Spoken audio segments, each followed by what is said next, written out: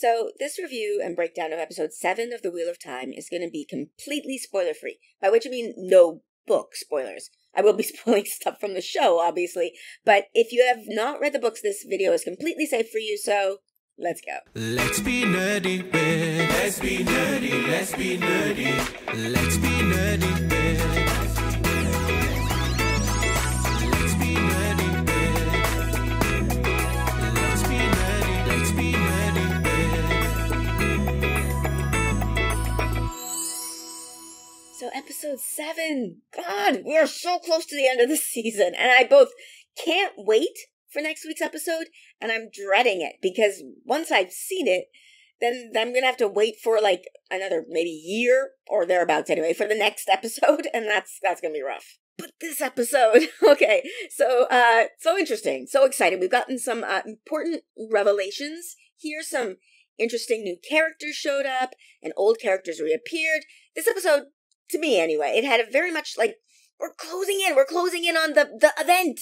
That feeling to me, we're bringing all the pieces together, which, I mean, it should, right? Because that's what's happening. It's the second to last episode of the season. I'm going to have to mention in every review for this show, the acting. I don't know quite what exactly I expected. I knew Rosamund Pike was in the show, but I don't know, maybe somewhere in the back of my mind, I thought, she won't be on, like, full-on Rosamund Pike here, right? Like, she'll save that for her real work. This is fantasy TV. I don't know. I never thought that consciously. It must have been in the back of my mind, because every single episode so far, I'm just shocked and blown away by the quality of the acting we're getting. And not only from Rosamund. Like, Rosamund Pike is amazing, but they're all, like, murdering these roles. I don't know how we got so lucky with this cast. I mean, it's not luck. Like, the casting director did their job, right? But it's still just, it's so much better than anything I would have expected. The story. I was fully in on the story in this episode. As someone who, has read the books, it was, of course, exciting to see certain plot points, certain aspects, certain characters show up. But even without that, with one, like, notable exception, which I will get into later, I thought everything in this episode was set up really well and paid off in very satisfying ways. Speaking of satisfying, though, the romance in this episode, just yes, I am so very happy with how things played out in that regard, except that I want more, which I think is, like, the perfect feeling, to be honest. There was one thing in this episode that I will get to in my breakdown that just, it felt shoehorned into me. It felt weird and awkward, and actually, like, it took me out of the show for a couple of minutes, and I cannot for the life of me figure out why it was included. But that one issue aside, I thoroughly enjoyed this episode. I'm going to give it an 8.5 out of 10. And that one awkward moment is bringing it down a little bit. But honestly, my top 3 episodes, which are 4, 6, and this one, 7, they are so close in my personal enjoyment level that it kind of barely matters. And incidentally, that's what my ratings are based on, by the way. I'm not even trying to pretend that my ratings are objective. I mean, nobody's ratings are, right? Ratings are opinions, so by definition, they aren't objective anyway. But I'm honestly, my way of rating these is how much did I personally enjoy this episode? That's the scale I'm going on, which I probably should have explained earlier. But okay, now let's get into the breakdown. In the cold open, we see a woman, a very, very pregnant woman, running through the snow up on the slopes of a mountain. She has bloody spears strapped to her back, and she has a black veil in front of her face, which, based on what Tom said in a previous episode, means that she's likely an Aiel. And she is suddenly attacked by a soldier in full armor, but she quickly dispatches him, and it becomes apparent that she is, like, the woman is currently in labor. This woman is badass. More soldiers attack, and she just keeps putting them down one by one. One of them, though, does manage to stab her in the side, but she kills him anyway, and then finds a place to sit down because it appears the baby is on its way. And as she begins to, push, A soldier approaches and puts his sword to her chest. A sword, incidentally, that looks suspiciously familiar. And then, credits. After the credits, we pick up right where we left off last episode, with everyone screaming out of the ways for Matt. Nynaeve, after the waygate closes, demands that they reopen the gateway, but apparently channeling inside the ways is dangerous. It draws something to them called Machin Shin. As Loyal says, this Machin Shin will feast on your soul, so that does not sound good. So, after Nynaeve promises that after all of this is over, they will go find Matt, they all start following Moraine down the ways. Ahead of the others, Moraine and Lan discuss the possibility of Matt having been the dragon. Moraine says, though, that Matt has an inherent darkness that in him that drew him to the dagger, and that he and the dagger were feeding off of each other. And because of that, if Matt is the dragon, he can't be anywhere near the Dark One because she knows what he will do. Remember, the dragon will either defeat the Dark One or join him. As they walk through the ways, Loyal gives a bit of a history lesson on how the ways used to be lovely, verdant places with fruit trees, but now, well, things are a bit different. It is lovely, this whole thing, because Loyal is lovely, and he should talk forever, but we can't because we gotta keep this plot moving. Oh, we gotta keep this plot moving, but not before we get some adorable, lovely flirting between Lan and Nynaeve, and it just warmed my heart. Oh, man, these two. Anyway, after the flirting, Lan reassures Nynaeve that Matt is actually safer where he is, and Nynaeve trusts him because, of course she does. Who wouldn't trust Lan? Perrin calls out that there's something up ahead, and, no, it's pitch black, Perrin. What? But it turns out he's right. There's some sort of stone with script carved into it, but the script has been severely and obviously intentionally damaged, which is something that confuses Loyal because no Ogier, that's his species, would intentionally destroy a guiding like this. He says he's going to need some time to decipher it. And, okay, my second viewing, I always turn on the subs, and the second viewing is what I use to take these notes. So, this moment cracked me up because in the first viewing, I caught the first half of this, but I didn't catch the whole thing. The subtitles say that Rand at this time is mumbling in the background, "Oh man, if he's asking for patience, we're all gonna die," or something like that. And I don't know, it made me laugh out loud. I love that. Moraine decides that this good a time as any for them to, rest, as it's going to be at least a day until they get to their waygate. So they all settle in for the night or the day or whatever time of day it is, because it's pitch black in the ways. Rand asks Perrin how he saw the guiding stone, because it really, it's really dark. Perrin has no idea how he saw it. Lan quietly asks Moraine if she knows what destroyed the guiding, but she doesn't know. And then he informs her that something is following them as they hear some sounds in the distance. So this is all great news. Lan watches over all of them as they sleep, but Aguin suddenly wakes up to the sound of a distant whistle, and she wakes Rand, who's beside her. As they stand, a Trolloc jumps out of the darkness, and, okay, real talk, I honestly did not recognize this as a Trolloc the first time. It looks like a completely different creature to me, but someone suggested in the comments of my, raw reaction video that perhaps it got lost in the ways and was starving, that's why it looks so, emaciated. I don't know. Whatever it is, Trolloc or other creature, it is not good. It should not be here, and so this is bad. Aguin throws her hands up, and we see some weaves of, the one power push the Trolloc over the edge. Loyal says it should not be possible for a Trolloc to be in the way, so I guess it is a Trolloc, but Lan has already done some math in his head and realized that the ways must be how the Trollocs got to the two rivers undetected, and it must be what has happened to the guiding. Aguin apologizes for channeling, and Nynaeve realizes what that means, and she asks what Machin Shin is, because channeling draws Machin Shin. Loyal explains that it means the black wind, but before he can give any more of an explanation, that I'm sure would have been quite detailed and thorough, Moraine warns the others that Machin Shin is going to speak to them, but they mustn't listen. Lan's continuing to do background math in his head, and he realizes that they are not going to make it in time to their intended waygate, and instead asks Loyal if he knows how to get to one for a place called Faldara. Loyal says it is closer, and Moraine says, okay, let's go. As they run, though, we see some flashes behind them, and in the flashes, we see the silhouette of our favorite Two Rivers peddler, Padan Fain. They cross some, precarious bridges, which gave me a lot of anxiety. I don't think this was meant to be that anxious, but there's edges, and there were no railings, and safety railings are important, especially when there's bottomless pits on either side. But whatever. Anyway, a lot of anxiety while they were running over the bridges. And then we see these black, like, I honestly have no idea what to call this. These black things. It's a black wind, okay? I don't know how to describe what it looks like. It's bad. It looks like this. I'm putting it up on screen now. And it is coming for them as Moraine begins to channel to open the gate.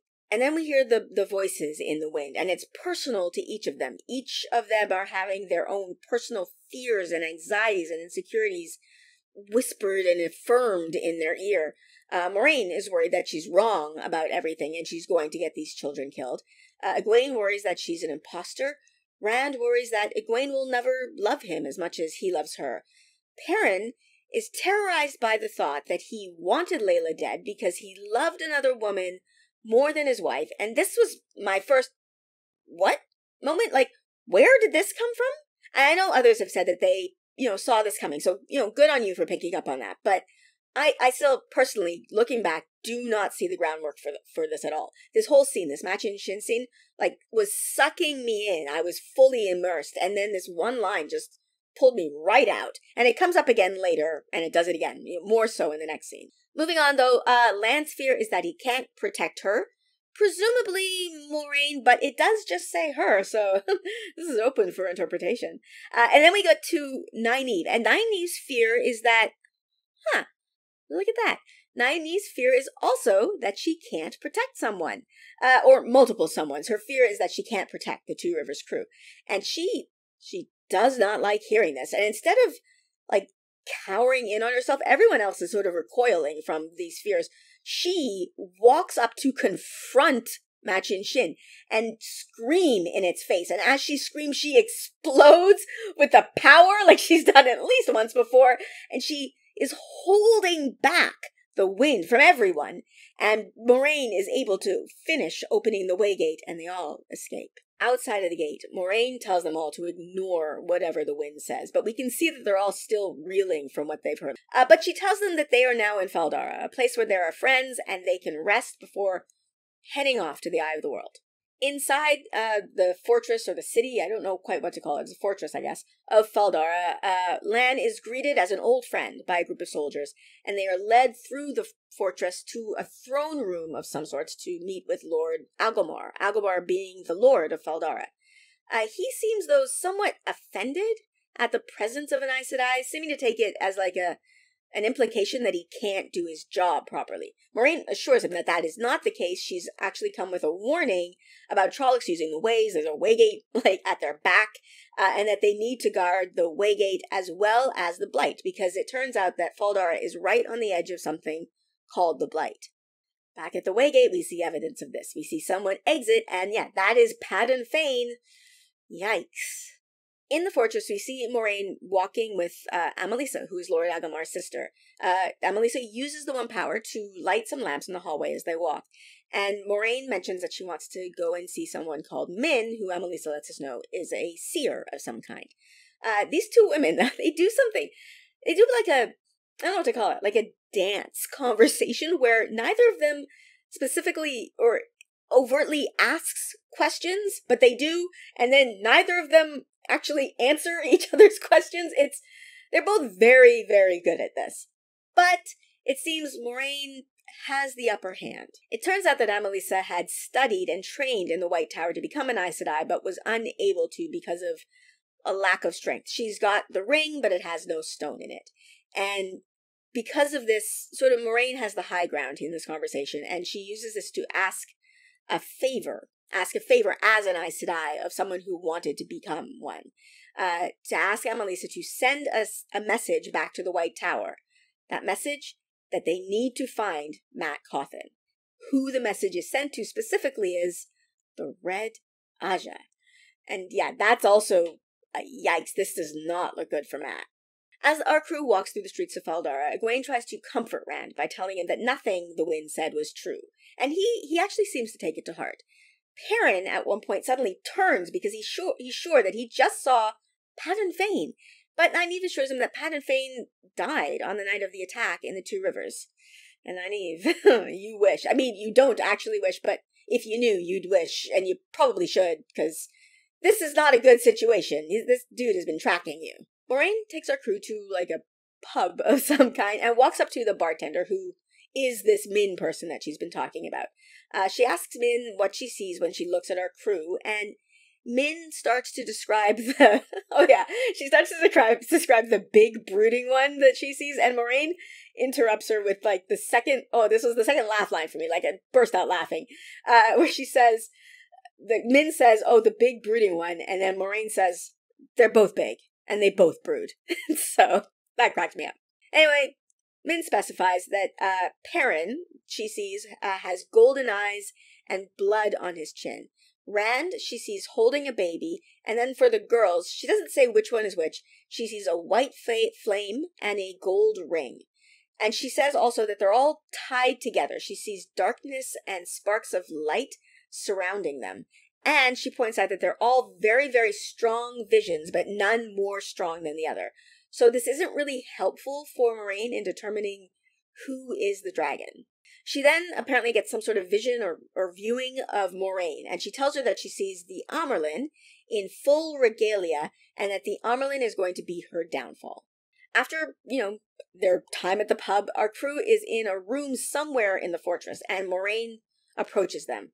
She tells them that they are going to be leaving at sunrise, and Rand asks her who that Min person was. And Moraine gives some sort of obtuse answer, which triggers Nynaeve into accusing Moraine of lying, which, that seems to trigger Moraine's temper. This whole situation is very, very tense. But Moraine is forthright. She tells them who Min is, that she sees that Min is a person who sees glimpses of the future, and she was hoping Min could tell her who the dragon was so that the rest of them could be saved. She doesn't want any of them to die, but she said that whoever goes to the Eye of the World and who is not the dragon is going to die. But she doesn't know which one of them it is, and so she's going to take all of them. Nynaeve tells her that they are going to make their own decisions, thank you very much, and Moraine says, well, okay, you got to make your decisions tonight, because we're leaving at dawn. After she leaves, the Two Rivers crew, they discuss their options, and Aguin says that they left the Two Rivers to protect their families and their friends, and she sees going to the Eye of the World as just a continuation of that. Nynaeve and Rand challenge this, saying Aguin is way too trusting of Moraine. She takes everything Moraine says as gospel. Moraine can't lie, but that doesn't mean that she can't mislead them, which we have seen, or that she can't just be wrong. Like, if she believes she's telling the truth, but she's wrong, then that they need to consider that as well. But Aguin says that she's not doing this because Moraine said so. She's doing this because if there's a chance that Moraine is right, then it's worth it. Perrin, though, wonders, what if it's none of them? What if it's Mat? And Aguin sort of scoffs at this, which Rand takes very, very personal offense to. He sees this as a slight of his friend, and then he defends, Mat's character, but Aguin is hung up on the fact that Mat left them, which Rand then throws back in Egwene's face because he sees her wanting to be in Aes Sedai as her being ready to leave him. And then, okay, this scene was very, very tense. I was fully into this scene, but then something happened that pulled me right out of the episode. And I was literally, while I was watching it, I was out loud saying, this is weird. This is so weird. This is weird. Like, okay. Perrin, suddenly, he comes to Egwene's defense, and voices get raised, and then Nynaeve interjects and reveals that Perrin apparently has a crush on Egwene. And then Rand tells us that, oh yeah, you did ask your wife to marry you when me and Aguin, the day that me and Aguin got together, and I'm sitting there on my sofa just going, what in the Hunger Games is this? Like, I don't know why this is here. I may go into this more in my full spoilers video. I just, like, this physically, this bodily removed me from my immersion in this episode. And, like, while I'm watching it, I literally, in my mind, was wondering, why is this here? What is the purpose of this? Why is this? Why did they insert this into the story? I don't understand. Anyway, after she spilled this very weird tasting tea, everyone leaves, and Nynaeve is alone in the room, and she grips her braid and looks distraught. In Moraine's room, we see her looking out over the, sort of desolate landscape, and Lan approaches her from behind, reassuring her that the kids are going to come. She's given them a choice, But he thinks that's what they needed. They needed the choice, but he feels confident that they will come with her. Moraine begins to reminisce about the night that she and Lan met, and then says that she feels like she's taken everything from him. But he assures her that she hasn't. She's given him something to live and to die for. She asks him if he needs to say some goodbyes before they leave, the next morning for the Eye of the World. And he nods, and he starts to leave the room when she says from behind, "I like her. The wisdom." And, y'all, I started crying, like tears, real tears in my eyes. I still don't quite know why. On my second rewatch, like the rewatch for these notes, the same thing happened, and I'm trying to figure out what it is about this moment that hits me like that. I do not know. It has hit me twice, though. Curious to see if it happens every time, because I don't know what it is. More significant things happen in this episode, but this is the moment that makes me cry. But that mystery aside, I'll probably have to figure that out later, after I make my videos for this episode. We then see Lan walking around in kind of the bowels of the fortress, and Nynaeve is just sort of skulking, like hiding, following him. It's weird. Nynaeve. Anyway, Lan finds a room full of old friends and goes in to join them for a meal. And Nynaeve spies on them eating, and just, Nynaeve, I love you, honey. I do. I really do. But what are you doing? This is weird. Nynaeve, not entirely crazy, because she kind of agrees with me. You see her sort of realize the moment, like, what am I doing? And she turns to walk away, but is stopped by Lan, who somehow got out of the room real quickly and has blocked her way, and knew that she was following him this entire time. He just invites her to come and join them for the meal. After the meal, Nynaeve and Lan walk through the hall until they come to Lan's door, and then they just stand there looking at each other, and I tried to use the powers that I discovered last time, when I was able to get Swann and Moraine to kiss by just saying kiss. I tried to get it to work on Nynaeve and Lan, but it doesn't work. Lan just says goodnight and goes in his room. In his room, Lan begins to undress, and dude, those are some serious scars on your back. We hear a noise at the door, and he turns to look at it, and Nynaeve enters, and she approaches him, and they look at each other, and she asks him if he wants her to leave, and he does not. And oh, look at this! My powers do work! They're on a delay! They kiss!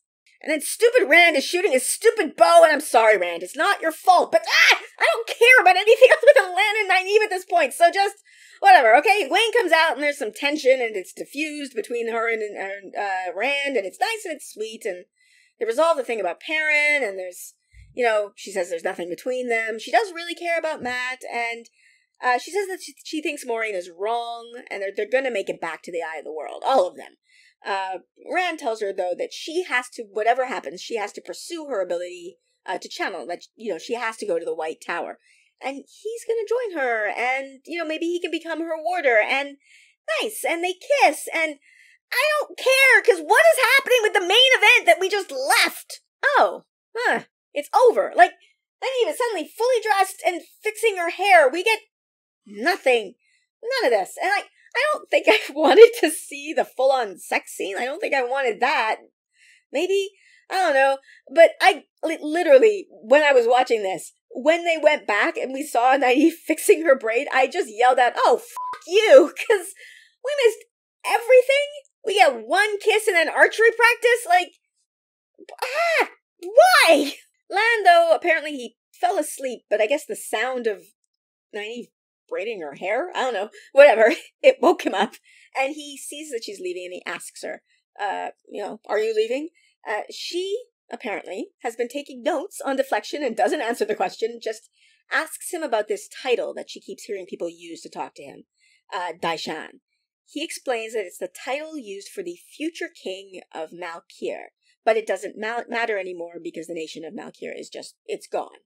The man that they ate with was his father's armsman, and he rescued Lan from Malkir when he was a child, on the night that his family was slaughtered and Malkir was overrun by the Blight. This obviously resonates with Nynaeve, whose family also slaughtered, and for her it helps her understand why he is bonded with Moraine. He needs to belong, but he says he no more belongs to Moraine than Nynaeve does to the Two Rivers. And then he asks her to stay, Yay! But then we cut away again. Boo! But okay, this time we do cut away to Rand and Egwene's room, where Rand is getting up from a restless night to go out and do some more archery. And as he's going, he remembers back to the night of the Trolloc attack. His father, injured outside of their farm, and his father begins, in his injured state, to talk about a battle on the mountainside. Familiar, right? Rand also remembers being locked in a room with Dana, and he remembers weaves surrounding him as he bursts through the door. And he remembers recognizing Dragonmount. He remembers weaves surrounding him as he pushed the Trolloc off of the edge of the ways. He remembers Machin Shin whispering to him that he's always known that he is the Dragon Reborn.